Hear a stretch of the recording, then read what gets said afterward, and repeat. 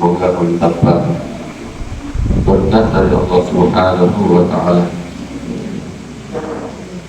Kita kembali menyatakan kesyukuran kita, terima kasih kita kehadirat Allah Subhanahu wa Ta'ala. Malam ini kita bermuajah itu terjadi atas izin Allah Subhanahu wa Ta'ala, dan yang kita syukuri karena kita bertemu dalam suasana majelis ilmu, bukan dalam suasana pacaran, bukan dalam suasana ada yang ditembak, ada yang menembak. Tapi kita bersyukur karena dipertemukan dalam sebuah majelis yang sangat mulia, yakni majelis ilmu yang selalu kita pelajari dalam kitab Ta'limul Muta'allim. Salawat serta salam kita aturkan kehadiran baginda Rasulullah Muhammad Sallallahu Alaihi Wasallam. Semoga kita menjadi pengikut beliau, diakui oleh beliau sebagai pengikutnya, diakui oleh beliau sebagai santrinya. Bukan hanya terdaftar sebagai santri di Hakul Yakin, tapi semoga kita tercatat dan diakui sebagai santri dari baginda Rasulullah Sallallahu Alaihi Wasallam. Kenapa seperti itu? Ya, peluangnya ada karena Rasulullah mengatakan, khairukum man ta'allamal Qur'ana wa 'allamahu. Sebaik-baik manusia di antara kalian adalah yang mempelajari Al-Qur'an dan mengajarkannya. Jadi bukan hanya tahu Al-Quran, ilmu Al-Quran, tapi mengajarkan ilmu yang terkait dengan Al-Quran. Siapa yang pertama kali mengajarkan Al-Quran? Baginda Rasulullah Sallallahu Alaihi Wasallam. Maka kita yang mempelajari Al-Quran, ya, semoga menjadi santri dari Rasulullah Sallallahu Alaihi Wasallam. Baik, pembahasan kita malam ini adalah tentang ilmu yang hukumnya fardu kifayah dan yang hukumnya haram untuk dipelajari. Jadi ada ilmu yang hukumnya fardu kifayah itu dipelajari, ada juga yang hukumnya tidak boleh dipelajari atau bahasa fikihnya adalah haram. A'udzubillahi minasyaitonir rajim. Bismillahirrahmanirrahim. Wa amma hifdzu ma yaqa'u fi ba'dil ahayini fa fardun 'ala sabilil kifayati. Idza qama al-ba'du fi baldatin saqata 'anil baqin. Fa in lam yakun fil baldati fayaqumu bihi saraku jami'an bil maqsid. Adapun pelajaran ilmu yang dibutuhkan pada satu keadaan atau pada keadaan-keadaan tertentu, itu hukumnya adalah fardu kifayah. Jadi tahu apa itu fardu kifayah? Tahu apa maksudnya fardu kifayah? Hukumnya fardu itu wajib, itu kifayah itu maksudnya kalau ada yang tahu ilmunya dalam satu kampung misalnya, maka yang lainnya tidak lagi menjadi wajib mempelajarinya.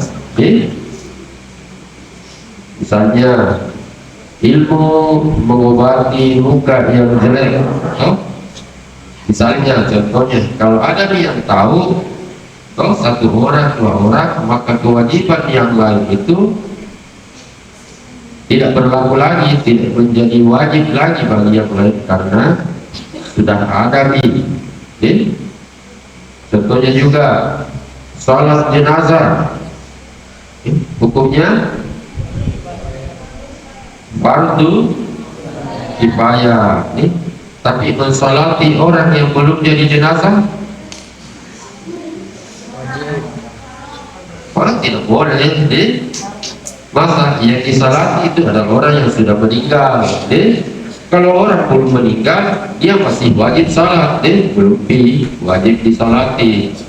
Nah, salat jenazah hukumnya fardu kifayah. Maksudnya kalau ada dicinti jadi imam, ada makmumnya, ada hadiah, ada acu, ada aci, acco, ada semua nih, acak, acing, acung, acung, ada semua jadi makmum, maka yang lainnya tidak wajib mengikut, karena ada dia kerjakan, itu disebut fardu kifayah. Kita ini dikatakan jika ada ilmu yang dibutuhkan pada saat-saat tertentu dan sudah ada yang tahu ilmu itu, maka yang lainnya tidak wajib mempelajarinya. Misalnya ada orang suka panas-panas atau penyakit tipes, misalnya dulu ada yang sakit, ada di sana orang yang dianggap mampu dan memang terbukti kalau dia doakan orang untuk sakit tipes misalnya sembuh, dengan izin ya, bukan izin satpam, izin Allah Subhanahu wa Ta'ala. Maka mempelajari ilmu begitu, kalau ada yang tahu, itu tidak menjadi wajib lagi bagi kita. Itu maksud dari perkataan yang pertama ini. Tapi kalau tidak ada satu orang yang tahu ilmunya, maka seluruh penduduk menanggung dosa. Jadi kalau tidak ada orang yang tahu ilmu, misalnya obat sakit mata, kalau tidak ada yang mempelajarinya, maka semua penduduk menjadi berdosa. Maka wajib ada minimal satu orang yang memahami ilmu tersebut. Itu yang dimaksud ma yaqa'u fi ba'dil ahayin, apa yang terjadi pada saat-saat tertentu. Karena kayak misalnya penyakit tipes kan tidak setiap hari ada orang kena, tertentu nih. Fayajibu 'alal imami ay ya'murahum bidzalika wa yujbiru ahlal baldati 'ala dzalika. Maka kalau di satu kampung tidak ada orang yang mempelajari ilmu atau memahami ilmu yang dibutuhkan pada saat-saat tertentu, fayajibu 'alal imam, maka wajib bagi pemimpin di daerah itu untuk memerintahkan masyarakat di situ, di penduduk di sekitar itu, bahkan bisa wajibir, bahkan bisa memaksa penduduk untuk mempelajari ilmu yang berkaitan dengan kondisi tertentu. Jadi pemerintah wajib memerintahkan kepada penduduk, bahkan bisa memaksa penduduk untuk mempelajari ilmu tersebut. Misalnya ilmu sakit perut, siapa di sini yang pernah sakit perut? Sering semua karena ada semua di perutnya. Nah, biasa itu ada orang diberi kemampuan oleh Allah untuk menyembuhkan sakit perut, biasa itu ditindis posisinya, harus sudah makan bakso, langsung sembuh. Toh ada doa-doanya, toh ada doanya. Mau tahu doanya? Itu ayat dalam pertengahan Al-Quran. Tahu ayatnya? Kasihan dulu. Ada tuh ayatnya. Dibaca saja toh, baca, kalau diambil, ini, ditinis perutnya, bukan perutnya, posisinya, toh. Ada semua posisinya orang, toh. Nabi ada di posisi lagi.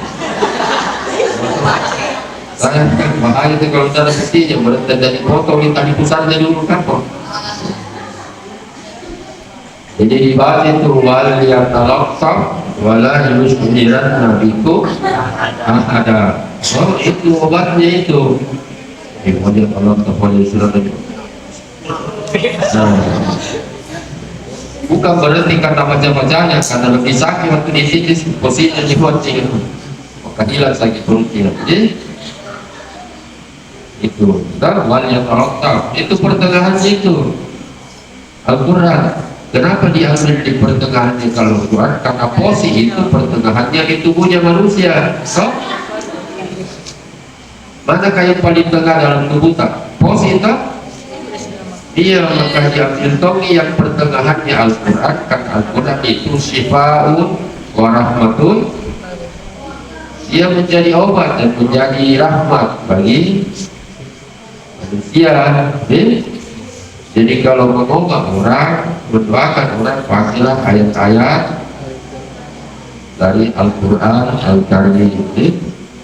Wajib itu ilmu begitu, tapi kalau ada yang tahu, ya maka tidak wajib bagi yang lainnya.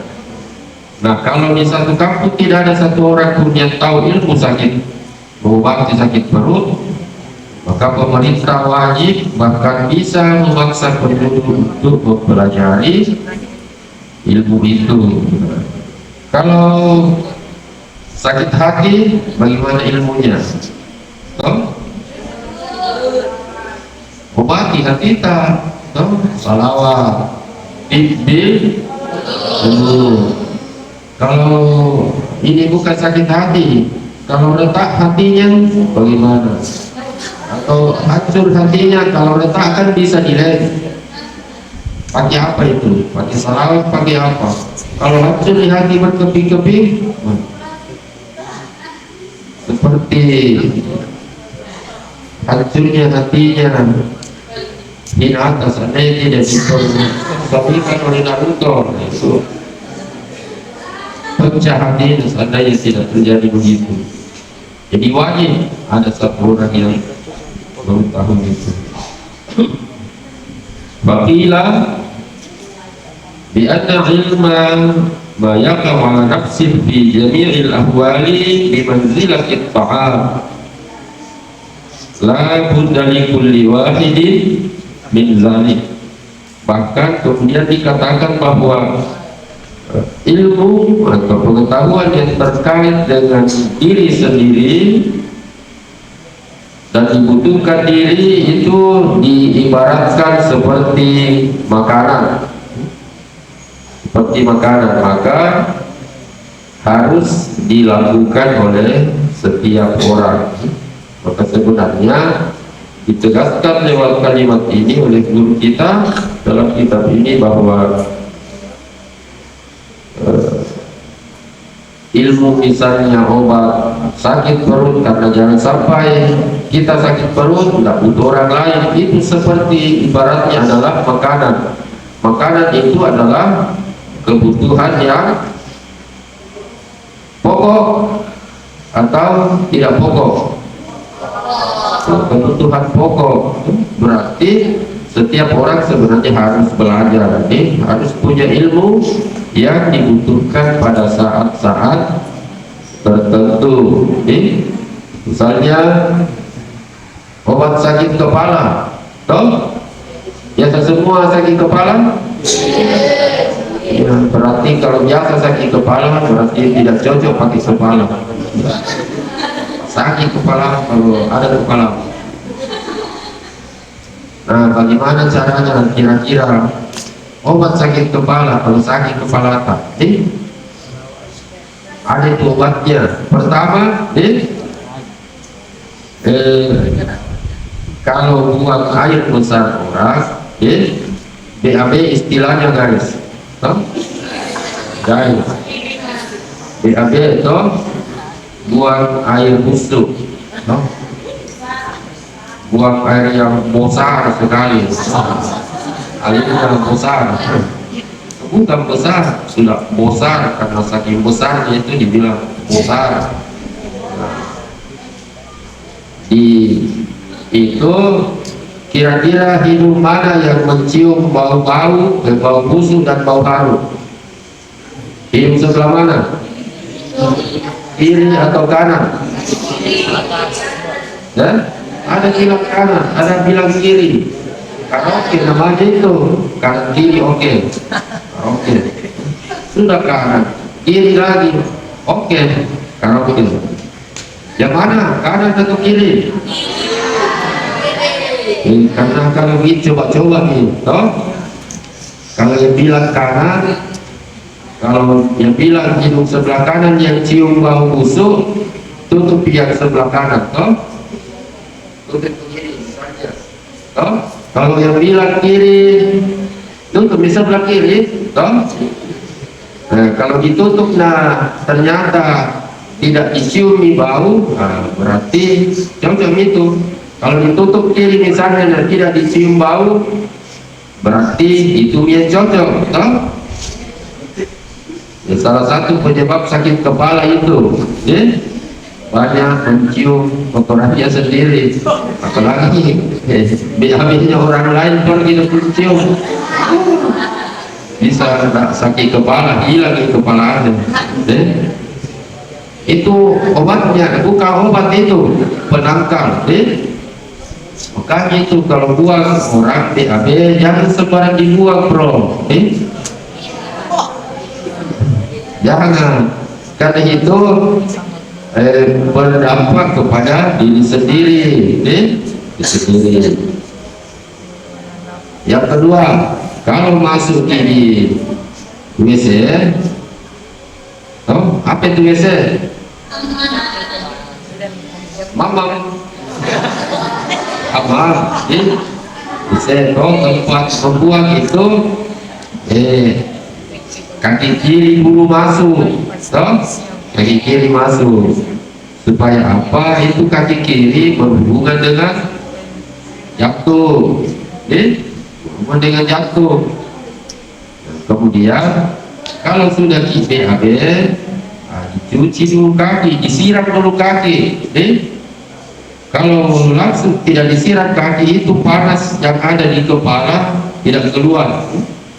Jadi kalau mandi jangan langsung siram kepala, siram dulu kaki dulu, Kalau bisa terakhir disiram kepala. Apa maksudnya? Supaya panas badan itu naik, itu keluar nanti di kepala, Karena panasnya di tubuh, panas di kepala itu kadang membuat sakit kepala. Maka tak boleh buang air sembarangan, apalagi kalau di tengah jalan. Pasti nak bilang ini orang gila ini masa di tengah jalan buang sembarangan, tempat buangnya sembarangan caranya. Jadi tutup hidung, pilihannya dua kali. Nak bilang ada yang kanan, ada yang kiri, terserah. Tutup di besok yang mana? Kalau sudah tutup kanan masih bau, coba lagi yang kiri. Kalau ditutup yang kiri nanti tidak bau, yang kiri itu yang mencium bau. Itu yang ditutup saat kita buang air. Kalau sudah buang air, siram kakinya. Mau mandi, siram kaki dulu. Kalau perlu terakhir di kepala supaya panas badan itu bisa keluar.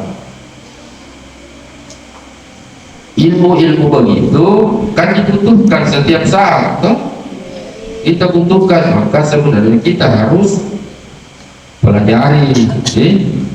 Alhamdulillah saya kalau sakit kepala selama hidupku sampai sekarang ini tidak pernah minum obat sakit kepala, karena Bukan juga tidak pernah, jarang memang nih sakit itu kepala. Kenapa? Karena cara aku buang air begitu, cara aku mandi ya begitu. Tapi up to you, mau diamalkan atau tidak? Min fadlikum jami'an, itu dari antum-antum saja semua. Tapi kalau mau terhindar dari sakit kepala, kalau obatnya sakit kepala, banyak ini ilmunya. Jadi kalau sudah berwudu, sudah berwudu, air wudu diambil yang ada di muka,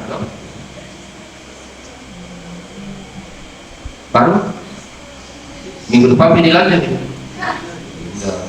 Begini toh, ambil, baru putar naik ini, putar ke belakang di sekelku, baru begini, baru begini.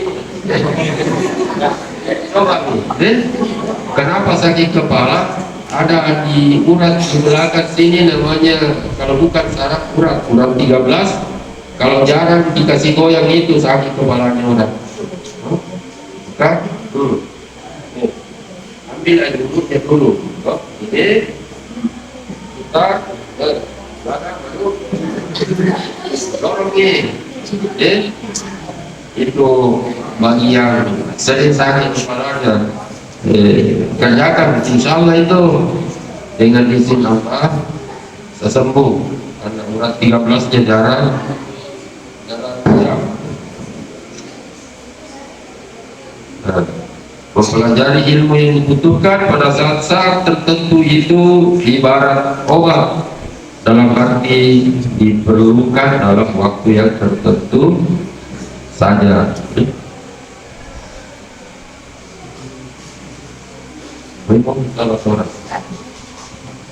Wa ilmu nujumi bimanzilatil maradin wa ta'allumuhu haramun li'annahu yadullu wa la yakfa wal haddu an qada'illahi ta'ala wa qadarihi ghairu mungkin. Adapun ilmu nujum, tahu ilmu nujum? Apa itu? Ilmu bintang. Bintang apa? Sagittarius? Bintang Kejora? Atau bintang Lesti? Atau bintangnya Indonesia aja? Ilmu nujum, ilmu tentang namanya nujum itu bintang-bintang, toh?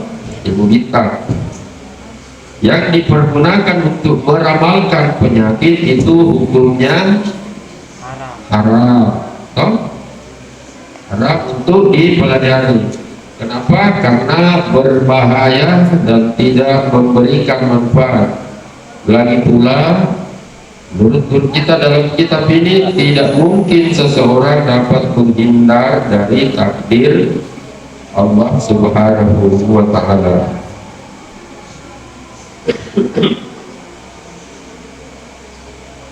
Fayambaghi likulli muslimin ayyastaghila fi jami'i awqatihi bi zikrillah wa du'ai wa tadarru'i wa qira'atil qur'ani was sadaqatid dafi'ati lil bala.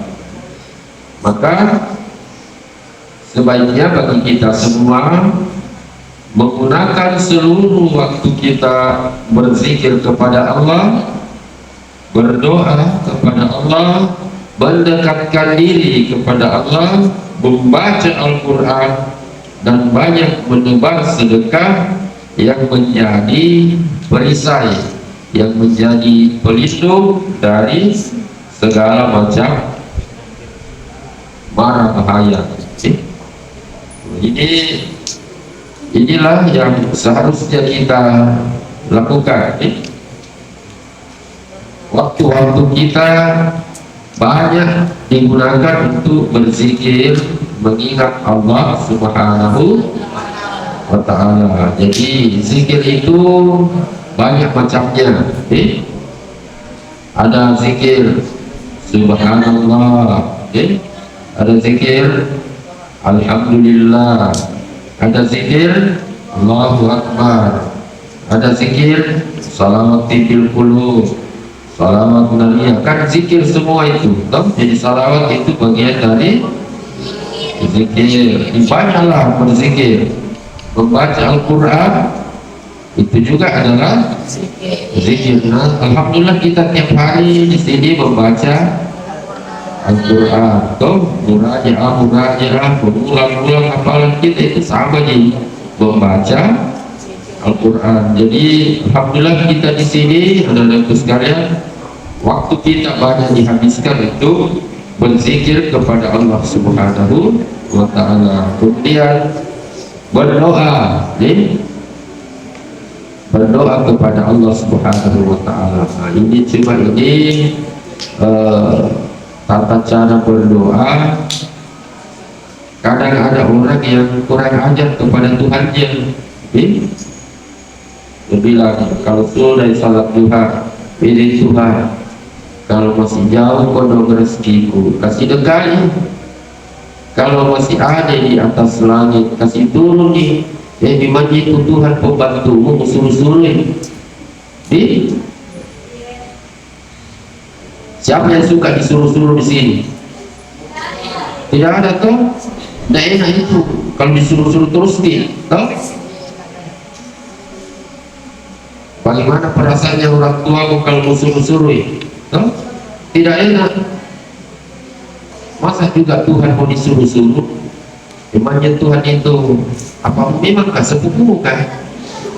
Kamu suruh-suruh, kalau jauh kasih dekat, kalau masih di atas langit kasih turun nih, ambil sendiri maka jangan suruh-suruh orang. Itu cara berdoa. Cara berdoa itu harus rendah diri, harus lembut, kata-kata lembut disampaikan kepada Allah. Sampaikan saya kepada Tuhan, Tuhan, aku suka sekali di becek misalnya, gak sedih pada istri itu, tapi tidak ada piwak pada itu. Begitu saya bilang sama Tuhan, kan curhat saja. Tuhan itu rindu rintihan dari hambanya, toh? Bukan Tuhan rindu sama perintah-perintah hambanya. Tuhan itu yang memberi perintah. Kenapa tuh ini anak santri ini tidak suka perintah-perintah Tuhannya? Tuhan, kalau jauh rezeki kasih dekat, kalau jelek mukanya kasih tambah jelek, itu lebih kurang ajar lagi. Sudah tahu jelek mukanya orang, bilang lagi kasih jelek lagi. Itu cara berdoa. Itu namanya akhlak. Akhlak meminta kepada Allah Subhanahu wa Ta'ala. Jadi cukup curhatlah kepada Allah Subhanahu wa Ta'ala, sampaikan dengan lembut, sampaikan dengan rendah hati. Betul-betul kita berharap pertolongan Allah Subhanahu wa Ta'ala. Wah Tuhanku yang maha gagah, Nabilah terus ke orang kalau jelek muka pinjam tak sedikit kasih kegagahan Tuhan, supaya jatuh kita semua satu yakin dia begitu contohnya. Kan tidak memerintah begitu toh, tidak bilang pinjamkan tak sedikit Tuhan kegagahan tak, supaya ia jatuh cinta sama saya, begitu. Jadi tidak perlu ada bilang istilah itu orang tua dulu, ilmu-ilmu supaya jadi cantik, jadi gagah dan utuh. Cukup minta kepada Allah, Tuhan pinjamkan sedikit gagah. Nah, kalau dipinjam berarti kasih kembali, toh? Begitu, Jadi berdoa kepada Allah Subhanahu wa Ta'ala, mendekatkan diri, membaca Al-Quran, banyak menebar sedekah yang menjadi perisai dari mara bahaya. Jadi terakhir sedekah. Sedekah itu menjadi perisai. Tahu perisai? Tahu? Tahu? ada tadi kecil lah suaranya kayak terjepit nih,